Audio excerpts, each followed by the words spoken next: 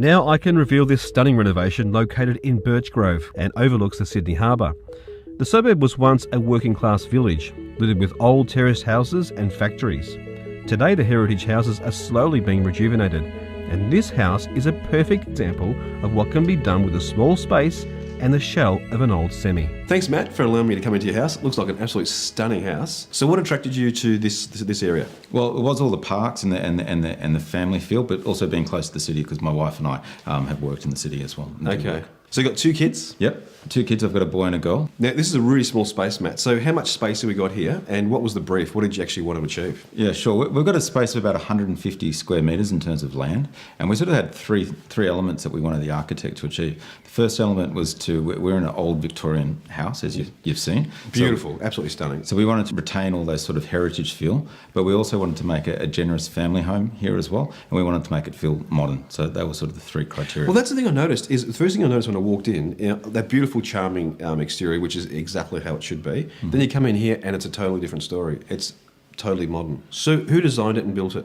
The architect was Oliver Steele, who also has a construction company, and we used Oliver as the builder as well.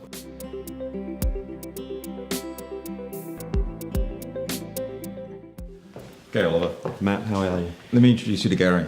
G'day, mate. How you going? Hey, Gary, good to meet you. Yeah, likewise. I've just had a brief look at what's going on here. You've done an amazing job with such a small space. Well, we had to create a generous family home within a very tight inner city site. Yeah. With constraints of neighbours, heritage, access. Well, looking forward to having a look around, and apparently you've got some great little innovative ideas that you've had to... Well, so much thought has gone into the details of this house, because that's where it all happens in a house like this. All right, well, let's go and discover it, hey? Sure. Let's go.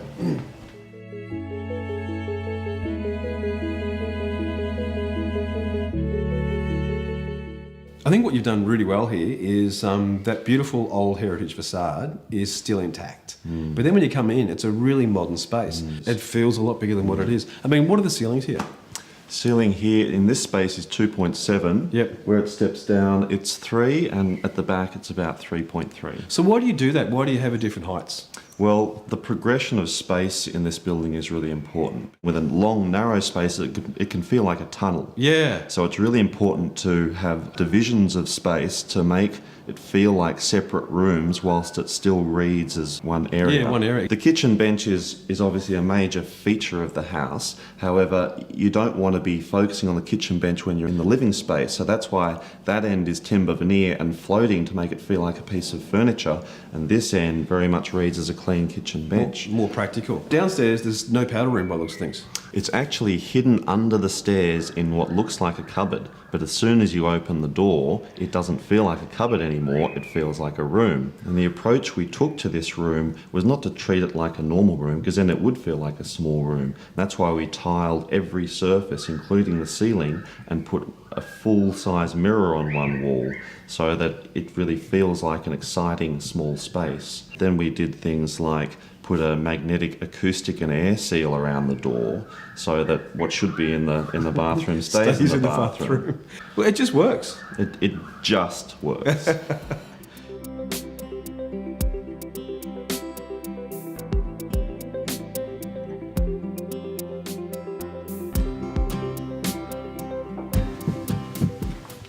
Well, this is something I haven't seen before.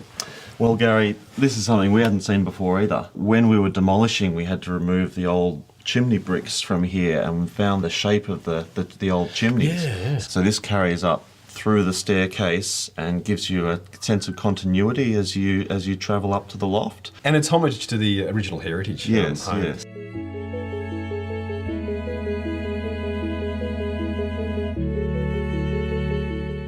Well, Matt, thank you so much for allowing us to come into your house. That's fine. It's an absolutely beautiful house. I would love to live here. And Oliver, congratulations. Absolutely work of art. Thank you very much. No worries. Thank you. Thanks, Gary.